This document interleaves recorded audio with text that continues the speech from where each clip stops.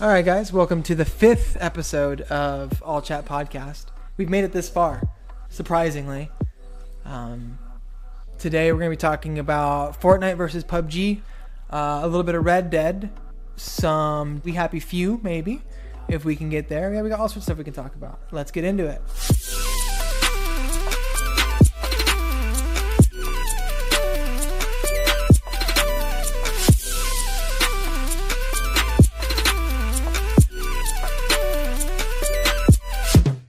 All right, guys. Well, my name is Brandon. Today I am joined with Jordan. Howdy, I'm Jordan. And hey, guys. Joe. Nah, I'm Jeff. Yeah. Oh, He's Jeff. Yeah, this is the new Jeff. Yeah. And then we have Nixon once again behind the audio. Hello. Yeah, if you can hear him.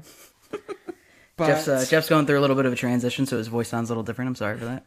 he's finally getting the operation. Yeah. We're so proud of him. Finally, yeah. So proud, Jeff. Yeah, right. Just everybody tweet at GD Kindmind and tell him how happy you are. But today, I guess for Fortnite Season 4 just started. The whole thing about the comets coming down to Earth and destroying stuff, everybody thought it was going to be Tilted Towers. It was not Tilted Towers. It was Dusty Depot. Now it's Dusty Divot. The thing for me is with Fortnite changing stuff and PUBG always changing stuff, what can the two learn from each other is the biggest thing. Because I think that with the amount of battle royales that are coming out, if there could be like a unified kind of thing that they do, that where PUBG set the precedent, Fortnite slightly improved on that precedent, but they're both this great games for different reasons. So it's what can both of them do to elate them to the next level? Like, what can PUBG borrow from Fortnite? What can Fortnite look at PUBG and be like, oh, let's do that, or let's do this. Joe has played a lot of PUBG, where I haven't. I played a lot of Fortnite, and Jordan just plays with himself. So there's All day, every day. That's all I do. I mean, Joe is somebody who plays PUBG, who has played PUBG, and you've seen a lot of Fortnite. Yeah. I guess, what do you think PUBG could do to step up their game just a little bit? I'm just still of the mindset I don't necessarily know if there's anything they do need to step up their game per se. I mean, they've still sold over 30 million copies. Mm-hmm. They still have 2 million concurrents. Now, the question is, do they see themselves in a race with PUBG or not PUBG, with Fortnite, or are they just seeing themselves as in the same space? Because for me, from what I've been playing of PUBG, although I haven't been playing much the last month, the stuff they've been doing is what I wanted. I want some balance changes because I feel like some of the stuff, there's some stuff like just the marksmanship and stuff like that feels a little annoying. It's all long range fights and there's not a lot of room in between. I think that's what they needed to be doing, and I'm glad to be seeing that. The maps, getting some variety in the maps and things like that. I'm really curious about that that really, really small one. That one actually sounds like a lot of fun. Is that the one they were talking about, a city? No, it's not a city. It's just it's a 4 kilometer by 4 kilometer map, whereas like Erangel and Miramar are both 8K by 8K, so it's like a quarter of the size. I would love a map that's just a big city, just like fully, An something, urban like, because I know the long range fights are there, and that was kind of one of my complaints. I did play a lot of PUBG, by the way. That was a while back. Yeah. So I get the whole battle royale thing. Whenever the bubble popped. Played some Fortnite. And I just wanted a huge city. I wanted that close quarter combat as opposed to me running for 20 minutes to get shot in a field very far away. I think Miramar has some of that because they have some very, very tall buildings like construction sites. Yeah, and stuff and it like has that. been a while since I played, so I'm sure there's some stuff that I've missed. As far as map size, I like that though. Small map. That's the first thing I noticed about Fortnite when I was playing last night, is that the map is so much smaller comparatively. Yeah. And because of that, the games go by a lot quicker. Which I think might have also been one of my big deals with PUBG, is that I felt like, once again, I was running for a while only to get shot. Yeah. Whereas the smaller map, there's a lot more that could happen. Yeah. And they go by quick. You can get through a game in like 15, 20 minutes, which I think is pretty solid. Yeah. I would like to see where that goes, I guess. Yeah. Yeah, it's For a thing for me is one of the reasons why I play Fortnite over PUBG is the fact that I have PUBG on my PC, I have Fortnite on my Xbox. The thing for me is that I don't want to buy PUBG again. That's my only issue. I'd probably play PUBG a lot more if it was not free, but if since I own it on PC, I get it for free on Xbox. You know? Oh yeah, of course. Which, I mean, don't get me wrong, that doesn't need to happen. I'm not saying that should happen. It's cool that certain games do that, but it's not a big deal. But Fortnite was free. I picked it up, and to Jordan's point, I love the fact that it is so quick. Like, I can hop in, die, go back to the menu, join into another match in less than a minute. Yeah. I'm sure you can do the same thing with PUBG as well. Depending on how you play. Yeah, depending on how you play. Yeah. But the other thing, the map for PUBG is very big. You run around, you die, you're running for 30, 45 minutes, then you die, and it's just like nothing happens. Yeah. But what we were talking before the podcast, like Joe said, it's not about, you don't win these games by having the most kills. It's not team deathmatch. Yeah, no. It's not anything. It's playing smart. Yeah, it's the last man standing. It's knowing the places. I've gotten a lot of top 10s before I had to stop about a month ago, and it's just because it's knowing the spots to drop. It's knowing where the vehicles are. It's using the vehicles all the time. It's using the rivers. It's using the beaches. It's that's one of the things that I really like about PUBG is it's a very tactical game. Mm-hmm. Now there's some random bullshit and friggin' infuriating stuff about it that just annoys me, but there is a lot of tacticality to the game, which I do enjoy. Yeah. And I mean that's one thing that you can argue against Fortnite as well is that Fortnite is more stylistic, more cartoony in a sense, almost arcadey. Yeah, very. I like that aspect, very arcadey. I think that's the best way to describe it. Yeah, is that PUBG tactical as shit. PUBG it's an Arma mod. Yeah, it's more realistic. It's a little bit more realistic. Granted, there's not going to be realism everywhere. No, there's going to be issues and stuff like that. You have a frying pan that, can deflect bullets. Yeah, stuff like that, But then, like you said, you look at Fortnite where it's like you're riding on rockets, you're doing all sorts of other things. Yeah.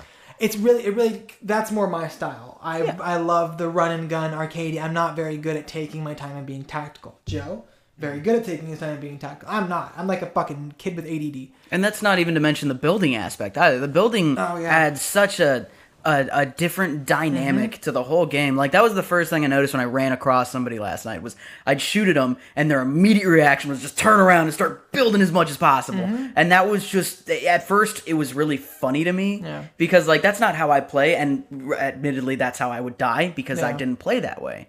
But after seeing so many people do that, I was like, so once you just get used to this game, that's what you do. You do that. You defend yourself, you react quick, you build, and once again, to that other aspect, that makes its own game. It is. It has a learning curve, just the same as any other game. And it's like, whereas PUBG's learning curve is learning to take your time and learning to be more tactical and learning all that stuff.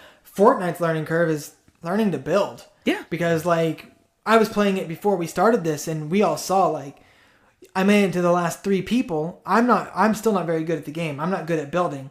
But I died because one of the dudes built a super tall tower and got me from the top of the tower because he had the high ground advantage. Yeah. It was that whole thing. I was fucking Anakin Skywalker. He was Obi-Wan Kenobi. So it's that whole thing. Can we recreate that scene right now? Do you want to? Yeah. Does anybody know the lines? I'm there. I already got it. And then we watched the guy who killed me because there's only 2 guys left.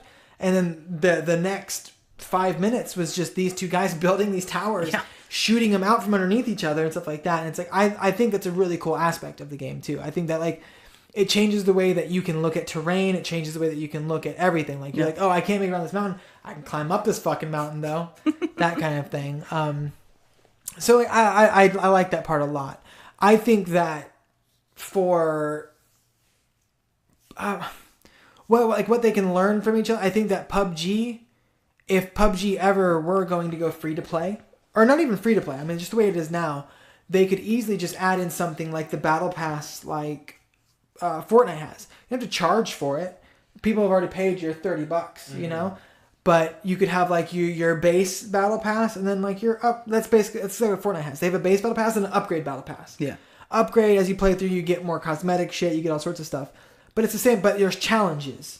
And I love that. That was one thing. I would like an addition of challenges. I think that it would add a whole lot more. Not that, it's... I don't know. It's hard to say just with PUBG because I feel like when you play PUBG, the one thing you want to do obviously is get number one. Mm-hmm. That's the whole thing. You want that chicken dinner. Yeah, you want that chicken dinner, which isn't necessarily a bad thing. It adds a sense of intensity, and that's kind of what that game is known for. Mm-hmm. Whereas Fortnite, you can go into a game and you got quests, you got stuff you can figure out. It's almost less intense because of that.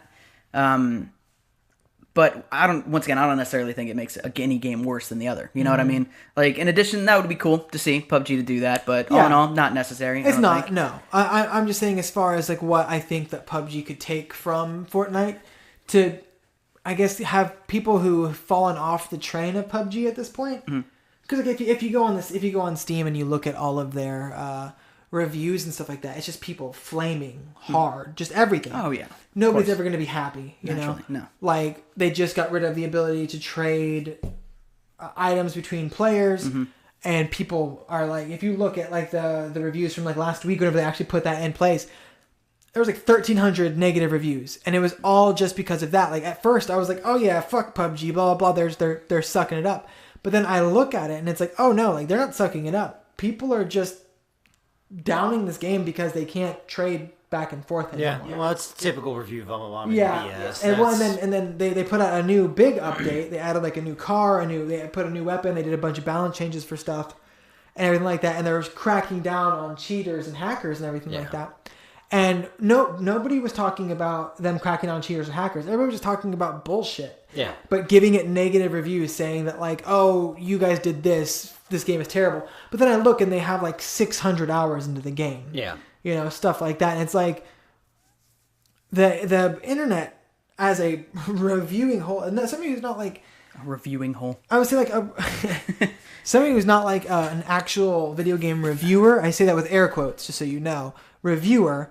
But somebody who's like, a hardcore fan who's just never happy about anything. Oh man. It's the fact that somebody like me, like I ate my words because of the fact that I thought that they were getting flamed because they weren't doing good or doing well, but they were. They're still doing fine. People are flaming them for the wrong reasons. I would love one day to do a topic about Metacritic reviews because some of that is the stupidest shit I've ever seen. Yeah. Metacritic is just worse. It's unfortunate. Like it is. I think it's garbage. That's just like I don't like user reviews either. I think their user review aspect. I like Metacritic. I don't like look at a Metacritic. Yeah, sorry. We're not doing this. We're not doing this. We're not doing it right now. No. Let's talk about that in a minute. Well, I was gonna say that Siege.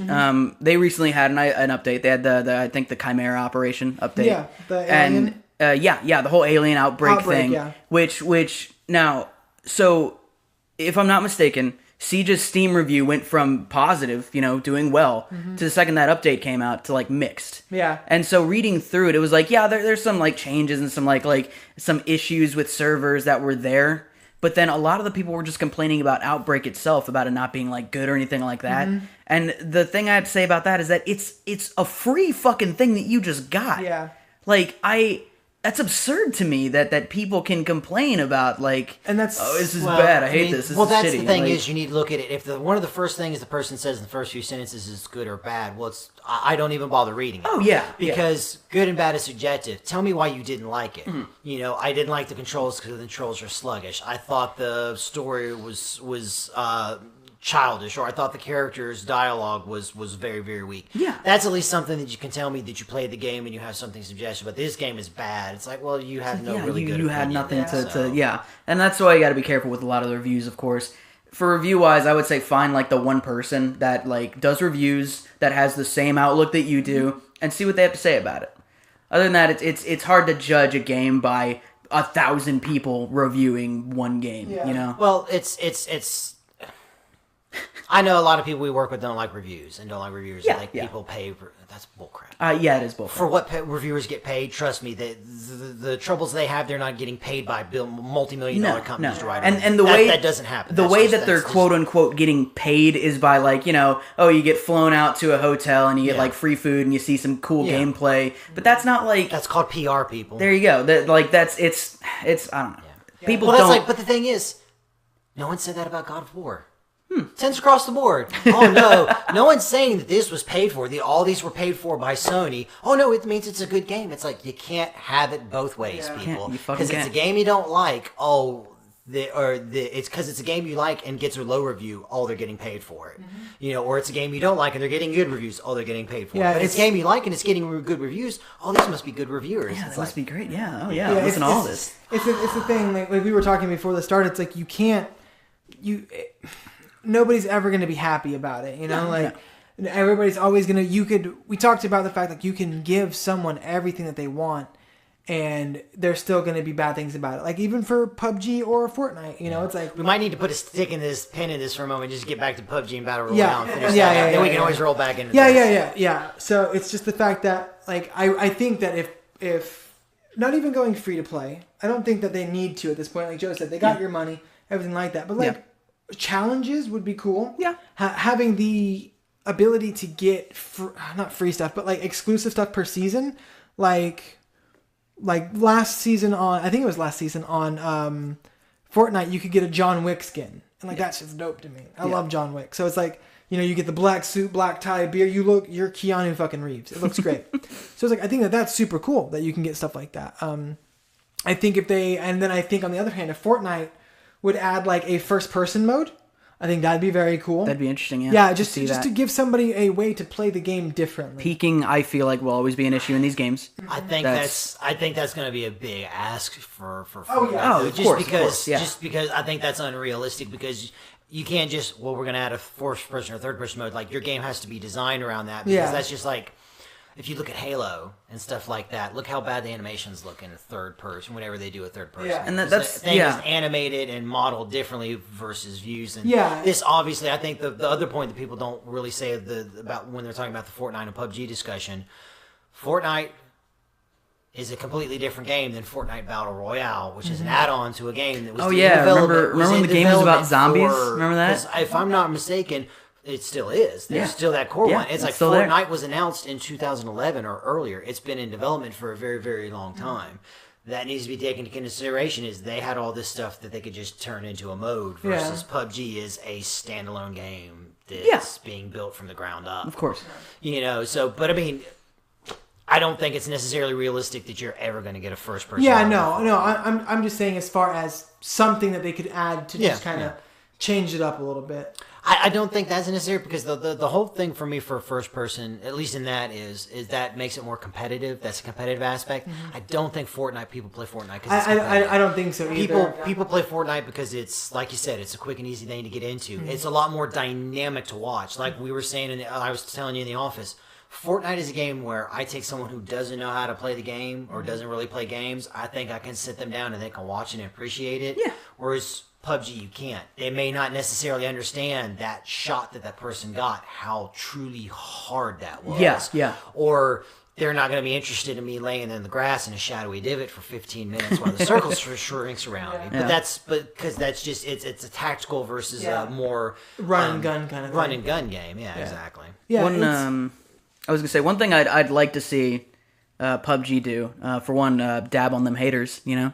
I'd love a dab emote here and there, but no. Literally, one thing that I sorry, I was reading up on Fortnite and how the seasons are coming out, and one thing that I like with this one map, they're building kind of a story. Yeah. Something's happening within the Fortnite community that's a mystery. I'm such a big fan of those video game like mysteries and Easter eggs and bullshit like that. That is very cool. And that's so cool to me, is that Fortnite now has like hidden chambers and like a supervillain area that's like, this came out of nowhere and what does it mean, and like it's almost building its own lore within this battle royale game. And not that I'm like looking like I want a first person story for PUBG, but like I would like to see something in that aspect.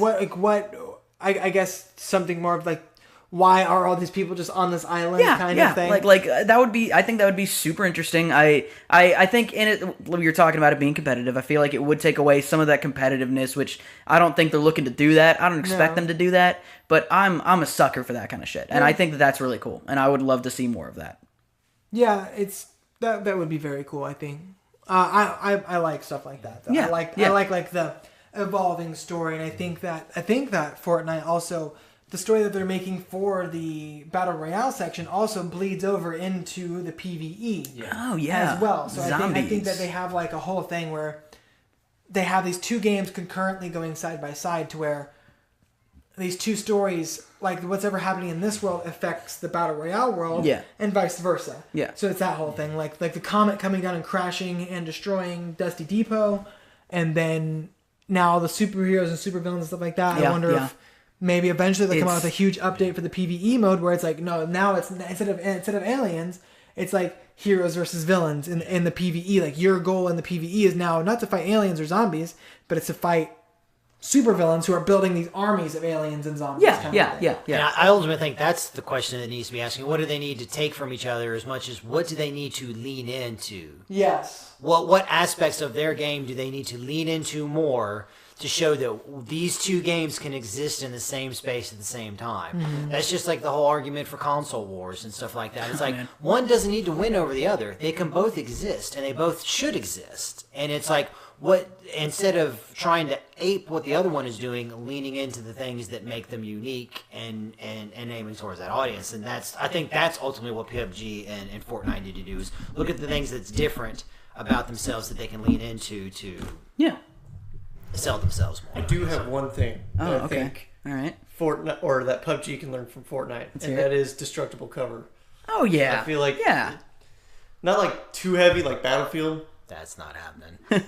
But something light to where like maybe a little more bullet penetration in some buildings. Bullet penetration, I get. That I get. You're not a destructible system is just not going to happen. Yeah. That's something you have to build your game thinking about. I'm just waiting for Siege's battle. Goddamn it. Siege's I fucking can't even thank you. Yeah, I don't know why I lost that. Sorry, brain fart. I think that there's a lot of games that are trying to copy PUBG and Fortnite. Yeah. And I think that it's ridiculous to have these class-based games. Like, it's not just like PUBG, you're just a guy or a girl. You go in, you don't have any weapons or anything. Yeah. But if you have something like these heroes, it's hard to justify being like, is this hero even going to be good in this mode? Things have done that though, right? Didn't I think it was Paladins that decided they were also going to do? I haven't played that yet. Well, for one, Paladins is just a shameless, disgusting rip-off. It is not. They've literally shown the proof of where those games started developing at almost the same time. It's more of just an issue of the same idea got thought of by the different people. I just hate how many similarities there are with characters. That's the only things like. But just Overwatch beat him to the punch. And that's ultimately the thing. It's not some rip off or some Jameson. It's just Blizzard had Titan, whatever Titan was. I think everyone pretty much knows whatever Titan was is what Overwatch has become. They've salvaged something from it to do that, and it's like, whereas Hi-Res Studios, they made this one, and it's just Overwatch beat them to the punch. And they probably did a smarter job rather than doing a Battleborn and releasing a month before Overwatch, thinking you're going to be Overwatch. Take some time and try and make it a little bit different. I will Gearbox. Say, some of the characters that are in Paladins, I love. Like, there's a guy named Bomb King, where his whole shtick is he throws bombs and they stick to people. Yeah. And then you right click and he fucking hits his fist together and they explode. Yeah. So it's like super cool. You can And not that there aren't like creative ideas, but like the last thing I had seen, which was a while ago, was literally there was just a Reinhardt, a guy with an axe and a shield that was a force field.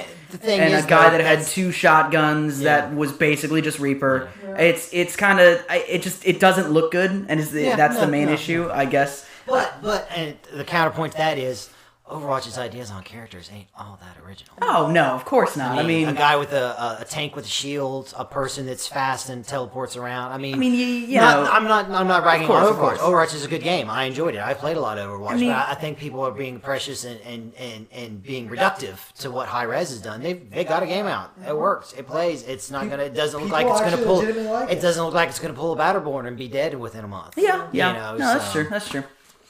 I think Nixon's got something. Sorry, one more thing. When you mentioned Siege, I thought Rookie Royale. Rookie Royale would be the best thing, because you can. Oh yeah. No, and I'm not like base class. Yeah, I don't want to be like a specific class of character in a battle royale game. I don't think that'll work. That's very interesting and very I don't know. weird. Someone needs to try though. That's a way of differentiating yourself. Maybe if they were like. Not like, because these classes have characters behind them, you know what I mean? Yeah. But maybe if they had class specific, like this character comes with a sledgehammer, and this character comes with a this, but it's not like them. I think that's my only issue with Siege and a Battle Royale thing is, like, you can't have these characters that do have in-depth and, like, lore and background between these characters. They would have to just be, like, recruit. Like, yes, you can do, like, a recruit mode where you pick, like, who you want to be based off of and then have their kind of whole thing. I think the only counterpoint to that is they just had a mode where an alien infestation comes down. So I think realism and lore kind of gets thrown a little bit out the window. Well, listen, man. Listen. It's saying. there, all right? It's there. You also I'm not saying I know. No, it can... And, you know, when a game you're trying to show is, like, this is the realism. This is how it feels. Yeah. And now you're killing aliens. It's like... Oh, okay, hold on. It was, yeah. I liked it. I liked Outbreak. It was alright. Yeah. I mean, yeah, I think that both games can learn a lot from each other. I think every Battle Royale game that comes out, we're not talking about Radical Heights because I don't think any of us have enough clout to talk about. Yeah, fuck it, don't. Yeah, that's it. I haven't played it. I think writing it off, though, is a cash grab. I mean, yes, they built it. Supposedly, it had a 5-month turnaround time. So obviously, that puts them in seeing that. But some of the stuff they're doing is enough to differentiate themselves. Yeah. And the fact that it's running pretty decently in pretty much an alpha state at this point. Yeah. And I'm not throwing it to the curb. I'm not saying it's bad. I'm sure it is fun. Yeah. There's an inner demon in me that hates that. I look at Cliffy B and I'm like, he saw this Battle Royale shit and he was like, guys, we got to do that as quick as possible to get a part of this. I don't like that. I don't like that. And I get it. I get it in a company standpoint. I just don't like it personally. That's me. I would say it's at least better than releasing a MMO 5 years after World of Warcraft comes out. At least you're striking while the iron's hot, while you have an opportunity to get some headspace. Yeah. Rather than let the Juggernaut gain steam and then think you're going to be the one that's going to come and derail it. No. Yeah. Not gonna happen. WoW is still going strong. Every other MMO has always gone free to play. Yep. Fact. Yeah. Except yes. ESO? ESO went free to play. Yeah, ESO went free to play. It's weird. But you can pay for it's kind of like I think it's kind of like Old Republic though. You can have a subscription and it gets you Yeah, so stuff like that. I think it's like I'm not writing off Radical Heights. I haven't played it. I can't really talk about it. That's the biggest thing.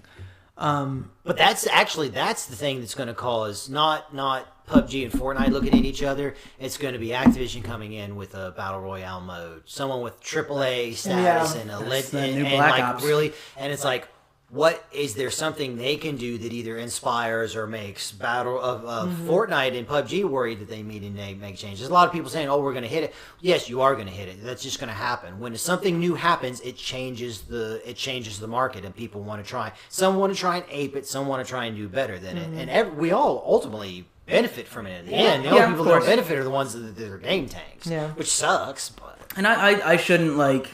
I hear Red Dead is coming out with one as well. I hear they're going to be doing a battle royale mode. Maybe. But let's wait a second. We'll talk about Red Dead in just a minute. Oh yeah. I'm not talking. I'm just saying in general. Like these AAA games are coming out, and they're trying. They're going to do their own battle royale thing. And I don't think that that's something that we should be like, oh no, I hate that, because I mean it's just another game mode to what's going to be a massive game with all kinds of stuff. Yeah. You know, it's just a side thing. It's the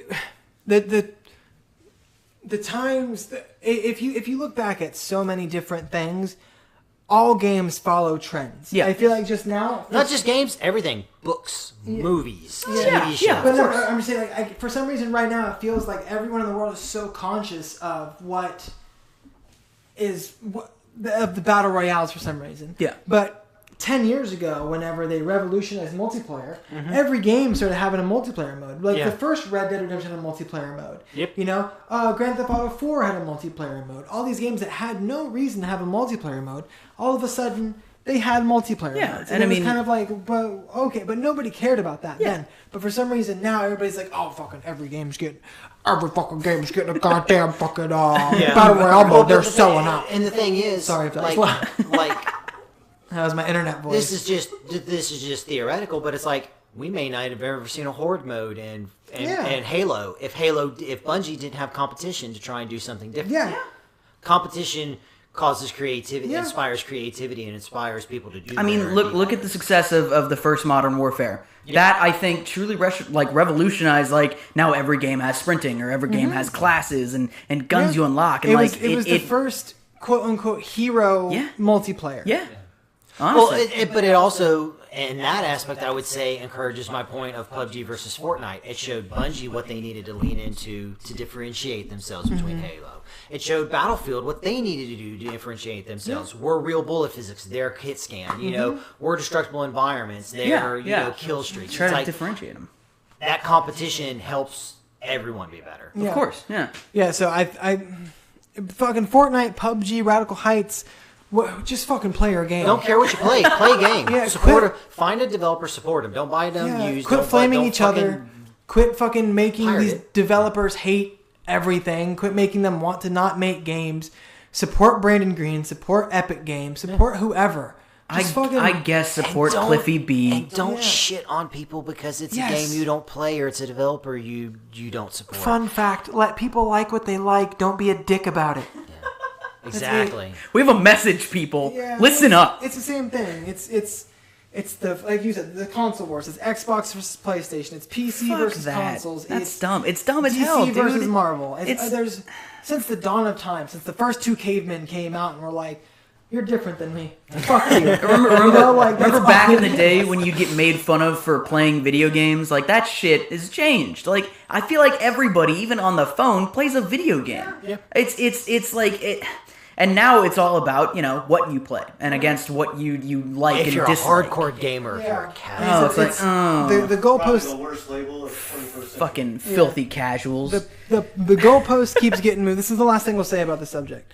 The goalpost keeps getting moved, but that's because we keep moving it. As a gaming community, I am a gamer. We in this room are all gamers. As a community, we keep pushing that line back. We are the only people setting ourselves back. Yeah. It's very much a thing like... Absolutely. Like how Joe and I said, let people enjoy what they enjoy. Let's start with video games right now, and then, you know, fucking 2 years from now, we have equality everywhere. Yep. You know, like, just let people like what they like. If they are not hurting anybody, if it is not directly affecting you, who gives a shit? I want to play Fortnite. Joe wants to play PUBG. Jordan wants to play Radical Heights. Nixon wants to play Hunt Showdown, you know? You fuck. But at the end of the day, we're all playing games. We're all helping this genre of this medium that we love and that we are so passionate about. We all know Nixon plays Barbie Dream Home Runs on the 3DS. I mean, who doesn't? It's all about pouring the house, dude. But just live and let live, man. Let people enjoy it. I just stop. I hate seeing Twitch streamers where their things are like PUBG's better, Fortnite's better, PUBG's better. Who cares, dude? Who cares? No one cares about your opinion. Play what you want to play. Can I request something? Stop asking people, does anyone play such and such? Somebody plays it.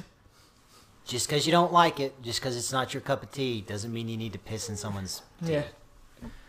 Anyway, that's as far as that segment goes. It just makes you sound ignorant. Yeah. As far as that segment goes, we're gonna. You know, also, I don't want to play Radical Heights. He didn't mean that. That's fine. He didn't mean that. Nothing against it though. Yeah. Shut up, Joe. And then, so on to the next topic. We ran a little bit long with that, but you know. We seem to get derailed just a little bit, don't you guys think? It happens. I don't even know. There were like 3 times. We don't like to hear the sound of our own voice. Yeah, not at all. No, I don't even know where I am right now. Who are you guys? They dropped a new trailer for Red Dead 2. Yeah, they did. That's Nixon. I hope y'all heard that in the back there. Yeah. We watched it before we started this because I hadn't seen it yet. Just because, like I said before, I don't think the story is gonna make me freak out about Red Dead. I think the world that I'm in is gonna make me freak out about Red Dead. But seeing this trailer, one thing I will say that it needs to do differently from Grand Theft Auto. Give me more heists. Grand Theft Auto, you had one major heist at the end of the game. You had a bunch of little heists in between there. Yeah. A bunch? Yeah, like 4 or 5. Did you really? I guess I don't. But they weren't prevalent enough for me to fucking remember them. But that's what I'm saying. It's like, in this game, I'm supposed to be an outlaw. I want to be able to rob whatever the fuck I want. You know, like, I want to be able to see a train and be like, I'm going to rob that train. You know? That's fun fact, you could rob a train in the first Red Dead. Yeah. You could rob one or one. Yeah. I mean, I guess I want more of the setup, the more of the more cinematic. Which you'll probably get now that we've seen what they can do with like GTA 5. Yeah. You know. You want set pieces then? Yes. Yeah. Yes. Oh yeah. I set would pieces love are to great. see some great Western set pieces. Yeah. For me, it's like it doesn't even have to be part of the main storyline, but have like a giant bank that's there that like you do enough stuff and enough side quests that are leading into this, then you can rob that bank, you know. But then you have your main story ones, which are going to be bigger and more elaborate. But then like I would just love for it to be like, oh no, like now we're gonna, you know, like, oh, I did these side missions, I got this crew together, I'm gonna go rob this thing, because it's like in that way whenever I'm playing the game, my experience different than your experience, different than Nixon's experience, different than Joe's experience, because we all like to do different things. Nixon, from what I understand, likes to hunt in games. Yeah. So it's that whole thing. It's like I love to fish in games, but so it's like for him, he could be like, oh no, I did all the hunting side quests. And I'm like, oh no, like I did all of the heist stuff, you know, I did all of that shit. And you could be like, oh no, I did all the exploration stuff. And Joe will be like, I did all like the real estate stuff, for lack of a better term, because they have that where it's like you put. Oh, that's right. I'm supposed to be Jeff today. Yeah. Oh yeah, Jeff. Come on, Jeff. Yeah. So like you put all, you know, you put money into all that stuff. Like, I think that having stuff like that would be really cool for a game like this. For this world, at least. I'm for sure excited for set pieces. I'm excited for heists, absolutely. But all in all, I am excited for the story. On the other aspect, I think that they, especially like I'm looking at like the heavy hitters like Naughty Dog, like Rockstar can build an emotional story. They for sure can. And I think the first, hold on, quick question. What year does the new Red Dead? 1859, I think it's 1899. 1899? Okay. Damn. Jesus Christ, 1899. 1899. So, and that's one thing with this being a prequel. I don't necessarily know if that means that's when it takes place. That's just saying. Oh, like when it. 1899, the West had nearly been taken. Yeah. I think it's more just setting up. Timeline-wise, it does fit. Red Dead 2 was 1901 to 1902. So yeah, that makes sense. Be a great lead-in. And that's one interesting thing is that this trailer like started off by saying like, you know, the West was run rampant, like there were outlaws everywhere kind of thing. And in the first Red Dead, I'm sorry, not the first one, Red Dead Redemption, we got to see kind of like the new civilization being born and like there's still outlaws and stuff. But I wonder how big the West and the outlaws are going to be in this. Like how wild is it going to be comparatively to the first Red Dead?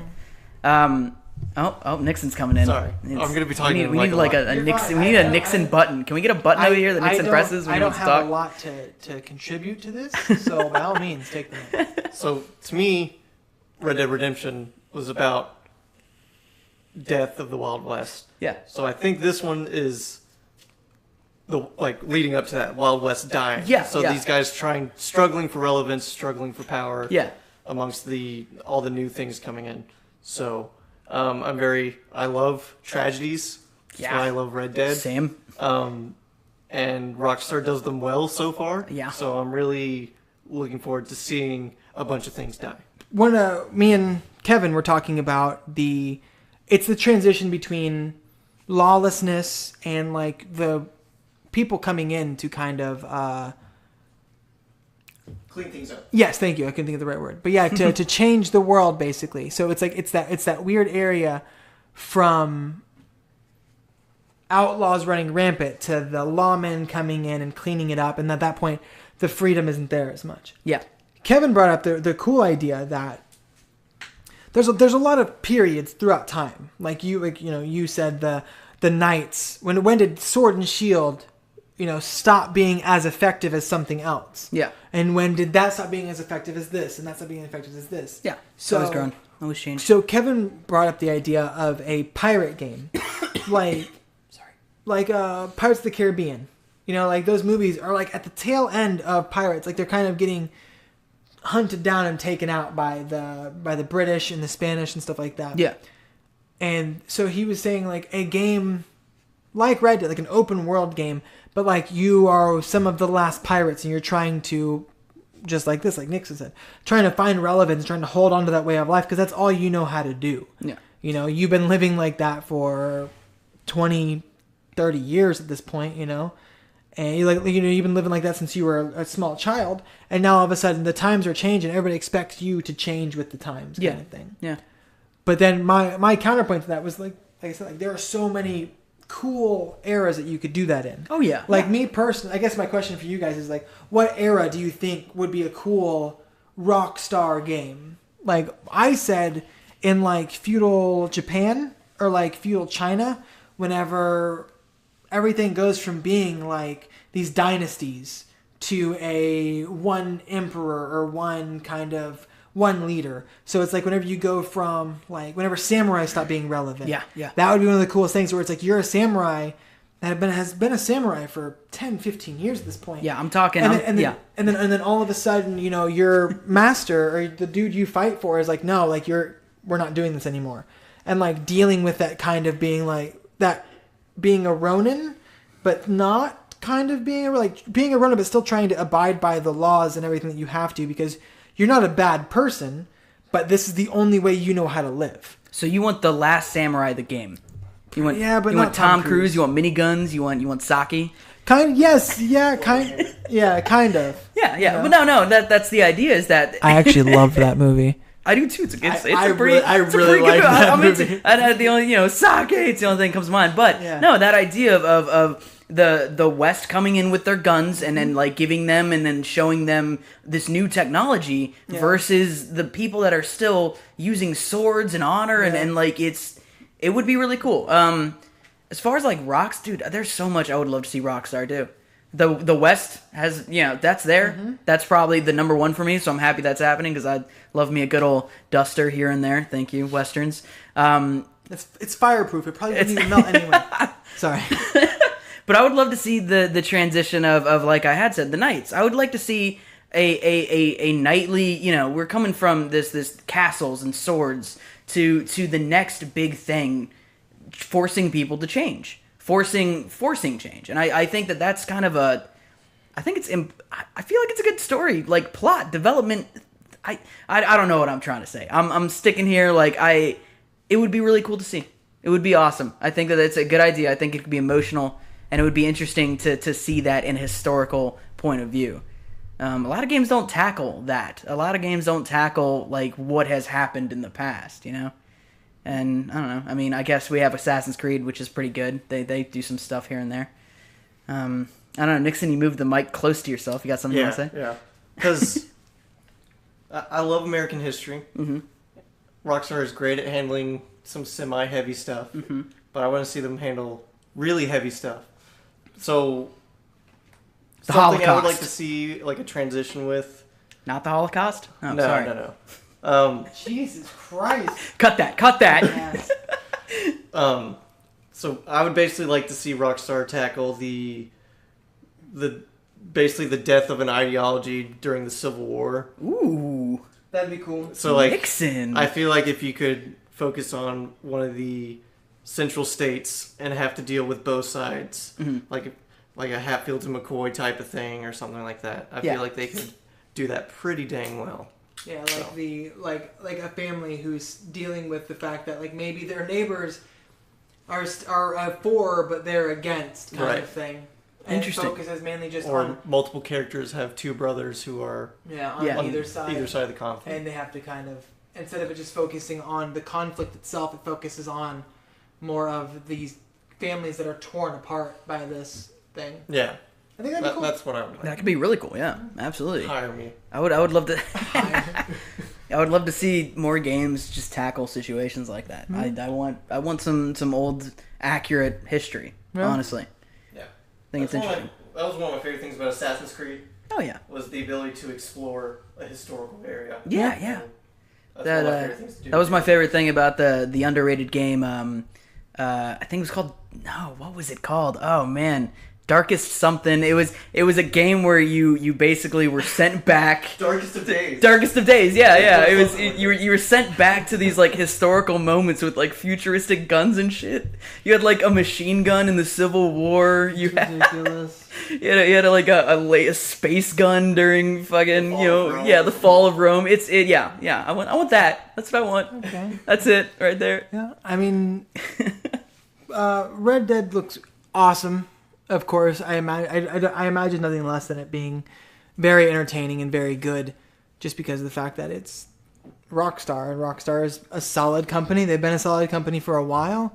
I think that GTA 4 may have been a little lull for them for a minute, but then they came right back with the Ballad of Gay Tony, which was an amazing, probably one of the best DLCs I've ever played. I thought period. GTA 4 was actually really good. No, I'm not. I'm not saying No, it you're wasn't just saying, bad, but like compared to GTA 3 and Vice City, and then you got 4. Yeah. But then you go into 5, and it's like wow, like, yeah, they came 4. a Yeah, long 4 way. was like that weird interim spot for them.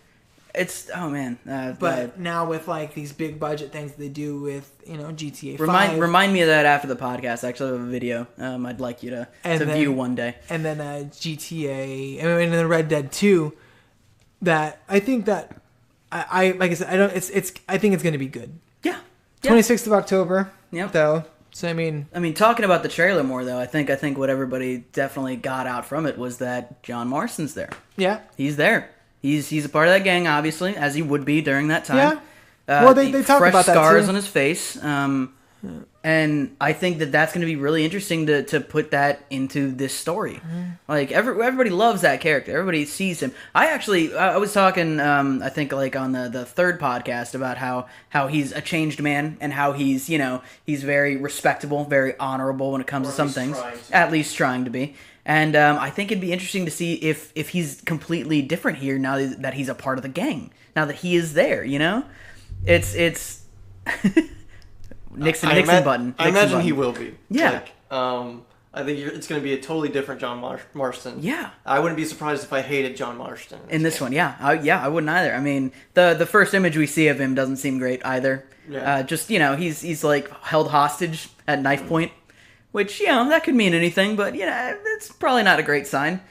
And then do you want to talk about your interesting idea about the story here? So in the trailer, there's a bank heist little scene snippet, and one of my favorite parts of the original Red Dead Redemption, not the original, but Red Dead Redemption, was the strange man quest line where he comes in and tells you little tidbits about your past and why you're a terrible person and all that fun stuff.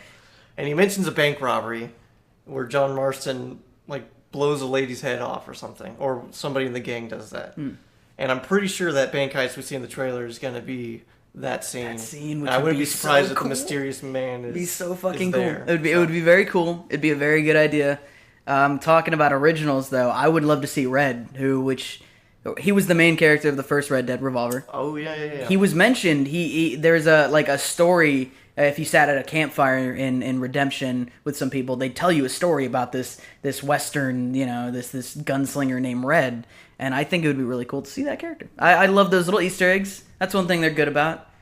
Like Rockstar puts all kinds of Easter eggs and all kinds of stuff that lead to either original games or just in general that are so cool, and I want to see more of that. I want to see the kid from Bully. Hell yeah, dude! How awesome would that be, though? He's got like the Western attire. He's just like a little bastard bald, that kicks you in the nuts and runs away. Like, you fucking asshole. Yeah, no, like I said, Red Dead comes out October 26th. So 28th, that's 26th. 29th. Pretty sure it says 26th at the end of this. Get fucked, Nixon.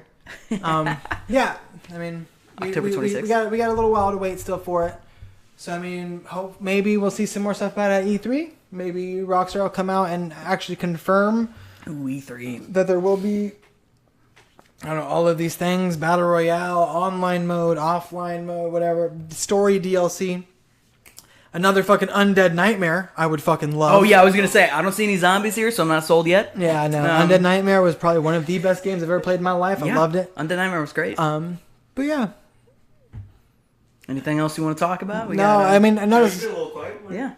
I don't like Red Dead Redemption, so I have no. Yeah. I have no horror. And it's one of those things where it's like you kind of just. Yeah. I don't really have anything to add. I mean, question though, just for you, I guess. Yeah. Did you play it at all? Did you? Yeah, I beat it. Yeah, and you did. You beat it, and you didn't like it as much as. Wow. I mean, no, nothing. I'm not like wow, man. No, that's fine. Like that's that's okay. That's the same thing for me in Last of Us. Did not like that's right. Last of Us. Oh man, I've got some words for you. I played it. Yeah, everybody does. I played it. I beat it. I just wasn't my cup of tea. Yeah, no. Great game. And yeah, that's People liked it. Cool. It wasn't for me. Everyone's got their opinions, and that's okay. Yeah. Like you're allowed to have an opinion. Yeah. Same thing with Uncharted. I guess I just don't like Naughty Dog. Oh apparently. Man. Oh my god. I feel like I need to play the Uncharted games again. But anyway, I'm getting off topic. Yeah, you do. But yeah, I mean, I think that's going to be it for the Red Dead discussion. After that, I mean, a big thing that I've seen lately, at least, or not lately, I guess I've just heard of it more happening with some of these bigger games. Like, you wanted to talk about We Happy Few because you just didn't like the way the game looked or anything like that. Yeah, I wanted to make a segment called Games That I'm Completely Soft For. And that is on the top of my list Jesus of games that I am completely soft for. Yeah. Well, no, I mean, just... I don't know how you get back from that. So We Happy Few, for people who don't know, is like this weird dystopian kind of 60s dystopia kind of thing, like where people were... They had to take pills to see happy things, and if you got off the happy, then you realize how shitty the world was. Like a and really they didn't like that. Yeah, well, like a really good thing is at the beginning of the game, as you're playing through, there's a part where you can choose to take your pill or not. If you don't take your pill, you see the world for what it is. Everything's just disgusting and shitty and gross. But then, as you're walking down the hall, they're having like a birthday party for somebody, and they're hitting a piñata. And so then, like, you know, you go in there, and it's kind of wearing off. Like your happiness is kind of wearing off. So like as you're, you know, hitting people, as you're hitting this thing. It goes away, and then you see that you're just hitting a rat. You're hitting a dead rat, and it explodes open, and all the people that are there like start ripping into it like it's candy, eating it, you know, stuff like that. And so then that's kind of what it is. It's like if you take this drug, you see the world for what it really is, and then if you don't take the, I mean, then and I mean that of course could have a cool aspect to it. Yes. That like I can imagine there being an interesting story being where it's like the whole world at this point is just it's depressed. Mm-hmm. So everything you're seeing isn't necessarily actually them hitting a rat, mm-hmm. but it's what's pictured in everyone's head unless you take this drug kind of thing. Mm-hmm. I don't think that's where they were going with it. I'm not sure, but you know, the game stylistically, I get it. It's kind of like that BioShocky kind of like you got this cool idea, but then I remember seeing gameplay for it, and it was like, you know, it's supposed to be a survival game first. That's what it was initially, I guess, but it looked bad. It didn't look good. Something about it felt off. Like the animations weren't all there, and of course this was like an early access kind of thing, so I get it.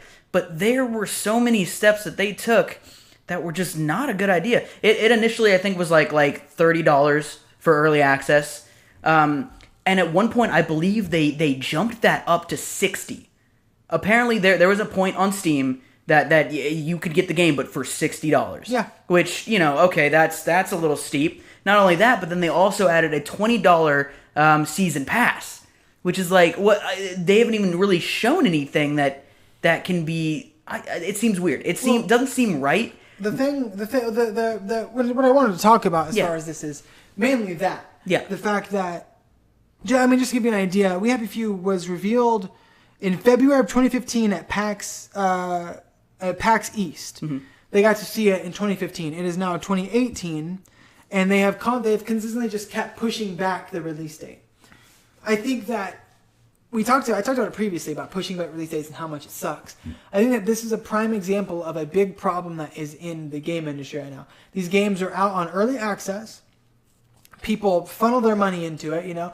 The game looks cool visually. I love that whole kind of style, like the BioShock style and stuff like that. I think it's great. No, the style is good. Yeah. It's there. But that's what I'm saying. But then, so like, it sold me. I was like, this game looks cool. Yeah. I bought it. It was $30, not the end of the world. But then, I look at it later, and it's $60 for a game that is still in early access. Yep. Which is ridiculous to me. Absolutely absurd.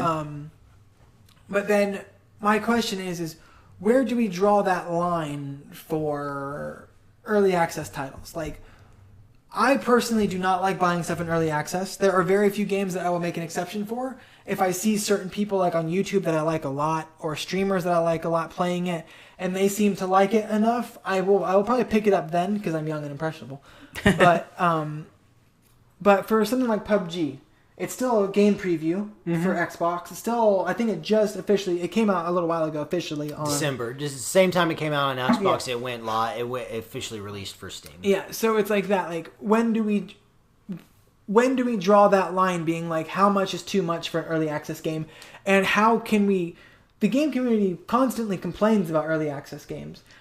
How do we stop that?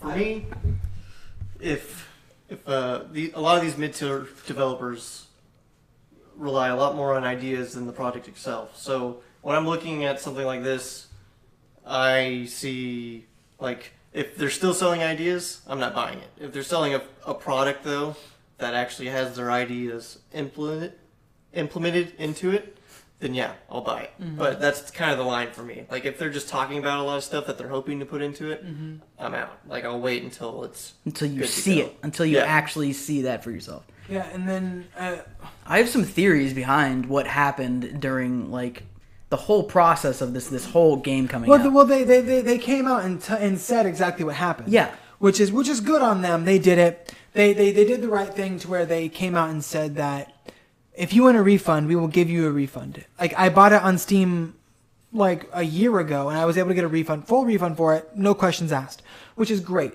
Good on the company for doing that. I have mad respect for them. They were like, listen, we get it. You've been waiting forever for this. Get your money back, and you can pick it up later. My only thing with that now is the fact that it is $60 instead of the original 30 I bought it for. Which actually on Steam, you can't even buy it anymore. Yeah. Well, because they're waiting until they actually release it this time. See, what I think, though, is because at one point, so it's by Compulsion Games, and I don't know if they've actually done anything else besides this. I think this was like one other thing. But this idea came out, and initially I think it was going to be like an indie game. That was the idea. Well, it was funded on Kickstarter. Yeah. Initially it was going to be something like that, but at one point I believe Gearbox actually came in and picked them up. So what my assumption is that they may actually be taking what they have, and they might just throw it all out the window for them to make a AAA game. The other game that Compulsion made was Contrast.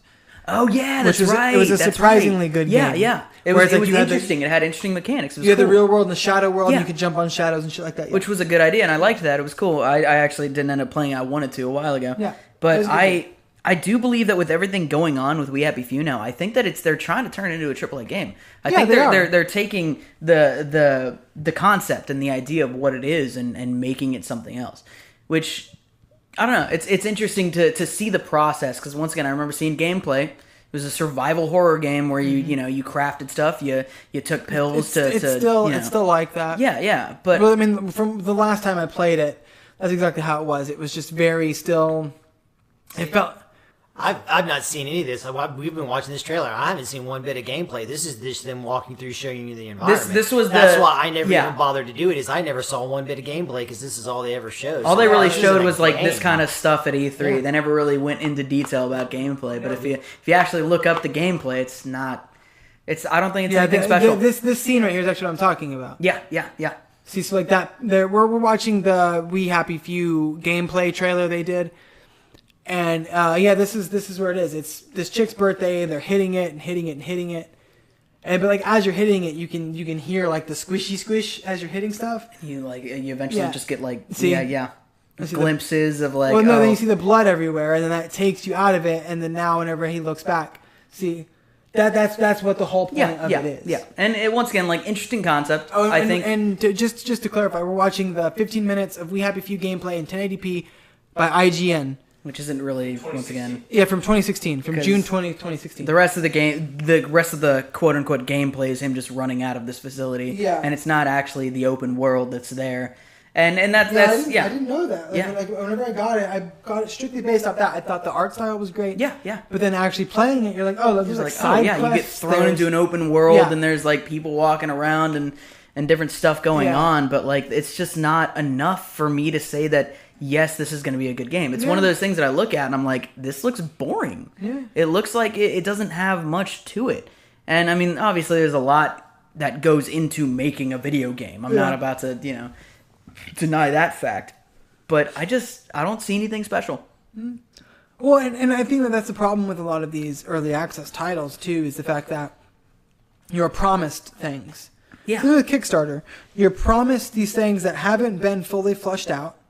You back these people because they seem confident, or from what you've seen as far as like a tech demo or 15 minutes of gameplay, you're like, oh shit, that looks awesome. Yeah. That's all they have. That's it. That's all they have is that 15 minutes. Yeah. They have nothing else, And so then like you get pumped about it, and you're like, here, take my $30. Yes, I want to help you out. Yeah. But then on the other hand, it's also effectively free QA.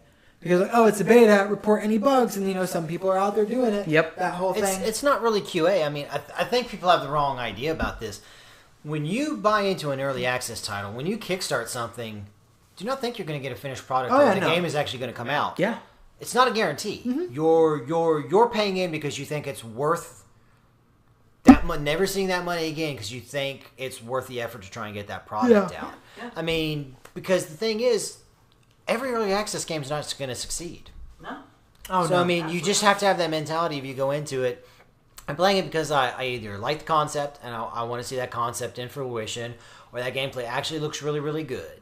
But I mean, you cannot buy into an early access or Kickstarter game and you should just assume that the game's not going to come out and at least be pleasantly surprised when it does. Yeah. It's always been my perspective on it. A lot of it's kind of difficult because not only can you look at the gameplay and say like, yeah, I think that's going to be great, but you also have to really trust the developer themselves to make it that. Mm-hmm. I mean, a prime example for early access I look at was DayZ. I don't know if you guys ever played DayZ. It was that Arma mod that was all about, you get thrown in, you get run in there as zombies, and from the start it was not great. It was buggy as hell. It still had a fun aspect to it because it was interesting to run around with your friends and try to survive against other people. In a sense, I'm going to say that could be where Battle Royale came from. That's bullshit. But I haven't seen anything from it since. I don't know if DayZ is even still there. I think it is still a thing, right? Like, people are still playing it. The issue that DayZ ran into was the same thing that a lot of these run into, is that it was in early access for so long, so many things were promised, but then nothing still happened. Yeah. At least PUBG had they officially released. Yeah, absolutely. And some developers do it, but I just have this demon. Here's the demon again in the back of my mind that so many people gave in to DayZ. So many people bought this game, and it was like $30, and it was real cool, and everybody liked it. But I don't think that the developers really actually tried. I'm not gonna say that, oh yeah, it's super easy to do that. I don't know what you're doing, but there has to be a point where the developer's actually trying, and it did not feel like that. Mm-mm. It didn't feel like that at all with DayZ. It felt like the game was broken for 2 years almost. And once again, that was the point where I stopped actually playing it. So I don't know what point it's at now. Mm-hmm. But I don't know. It's one of those situations where it feels like the developer took the money and ran, and I don't want to say that's the case because I don't know the whole story. DayZ is still in. It's not even. I don't think it's officially in beta yet. On this, I'm just reading this right here. It says on November 28th, 2017, a status report was released which disclosed that DayZ would be entering beta in the first half of 2018. It was also disclosed that DayZ would be leaving early access near the end of 2018. That's absurd. It went into early access in 2014. I think it was 2014. I felt like it was the official standalone went in. Oh yeah. Okay. Yeah. Jesus. Yeah. Because it was still going on 2 years before that with the Arma mod. Yeah. You had to buy Arma to play it. Yep. But then, fuck, man, I just type in DayZ in Google, and one of the first things I see is DayZ is dead 4 years in early access. The day DayZ died, DayZ, just stuff like that. People are like, oh no, it just doesn't feel good. It doesn't seem good. Well, and just the fact that it made a lot of money, but nobody ever saw anything of it. Yeah. It's that whole thing. It's just like Joe said. It's you're paying into this thing, not guaranteeing that the game is going to come out. And I think that even the creator of DayZ, the guy who made the mod himself, I believe even he left the company that was making the standalone DayZ. God damn. I believe that, I forget his name, but I think he eventually just said fuck it. Yeah. And I mean, has anybody played Star Citizen? I don't want to go off on too much of a tangent for too long, but that's the same situation. No, that's worse. That's worse. That might be worse. I agree. No, in some aspects, abso-fucking-lutely. It's a super ambitious game. It sounds really cool if they make it work. It's vaporware. There's some stuff there. I'll defend that there are some things. And it's vaporware until there's an actual game release. But the fact that people are out there actively spending $500 to buy a ship that you can barely look at and barely fly. Granted, once again, I haven't played it in a long time. It's been a while. But that's a lot of money that goes to the developer. Mm-hmm. So you would assume that they would be able to turn that around and make something happen, right? No, the issue is, because this is what I was telling Brandon, this is why publishers are good children. This is why you shouldn't vilify EA and Activision. When you have a person that is answerable to no one but the fans, and the fans keep telling you you're awesome and we're going to give you money, guess what? That means there's no milestones for them to hit. That means there's no urgency for them to do anything. There's no one above them to say, you need to do this by this. Guess what EA and Activision did? So that's why giving people hundreds of millions of dollars and then not holding them accountable is a bad thing. Yeah, well, what I was thinking about Rocket, the guy who made the mod for DayZ, he left. Okay, so Bohemia Interactive got the rights to DayZ. They were doing the standalone game. Yeah. He was working with them. He left to make his own company.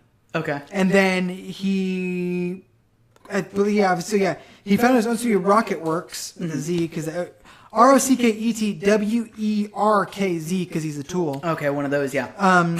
Yeah, because the game was still in early DayZ was still in early access, but he left that company to make his own company, which is weird. So he was like, basically, this is my game, whatever. Has his company done anything? No. And then he made No Man's Sky. Yeah, and then so right here it says, as of 2018, DayZ is still in early access 6 years after its release. It's absurd, man. Yeah. But it's not the only thing. I mean, look at Rust. Rust just released. Yeah, that's true. How long have you been hearing about Rust? But Rust was fun. Yeah, no, but Joe's got like a... I've never played it. I've only heard the stories of Rust. And if that's what you consider fun, I'm very, very concerned by you, Jordan. It was a weird game. And it was a weird game in that it came out around that time that all of that was big. You know, all of that survival, going around with your friends, punching trees, getting wood, building houses. But it had... It's just a bunch of white supremacists.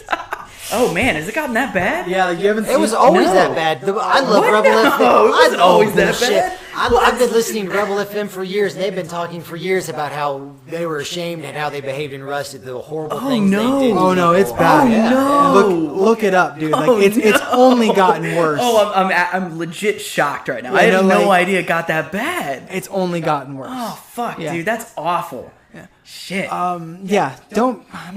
early access, I don't really give a shit. Do whatever you want with your money. It's your money. But just don't be upset whenever these games don't actually come out. Same with pre-ordering. Don't pre-order a game and then be upset like me. Whenever the date gets pushed back, it happens. It happens to everyone. But I think that's going to be it for this week. We're going to try a new way of uploading stuff. You guys can still go to SoundCloud, but it's also going to be on YouTube. We got a fancy YouTube page. We're going to be doing it from there, and then hopefully that makes it to where we can be on iTunes and Google Play and Spotify, which would be dope. So if that happens, you have Nixon to thank for that. Nixon. Send him cookies. But yeah, thank you guys for listening once again. My name is Brandon. You guys can find me at BrandonBomber89 on Twitter. Jordan? Yeah, my name's Jordan. Hey guys, you can find me at man, I forgot my Twitter handle because I never get on it. I think it's Jabsley. I think it's just Jabs. I hope it's Jabsley. But more importantly, you can find me on my YouTube channel at the Alt F Broadcast. Please check me out. I love you all. ALTF. Yes, Alt F. Yes. And Joe? I'm Dark Jeff, also known as Joe. If you have no time on your hands and for whatever reason you want to follow me, it's J, the letter J, Connell, Connel, Cowan, Cowan, at whatever, or at, I'm very good at this Twitter thing, in case you haven't noticed. That's great. Dude, and I had a then Twitter Nixon, I believe yours is... See if you can get it right. Nixon Ethan? No. Or Joe Ethan. Joseph Joseph You underscore fucked it. Ethan. You fucked it. On Twitter. And then, as always, we have the All Chat Casts as our Twitter handle. You guys can email us at allchatpodcast. I found someone who does the Twitter thing worse than I do, Yeah, I'm terrible at it. I had to look mine up the other day because I forgot it.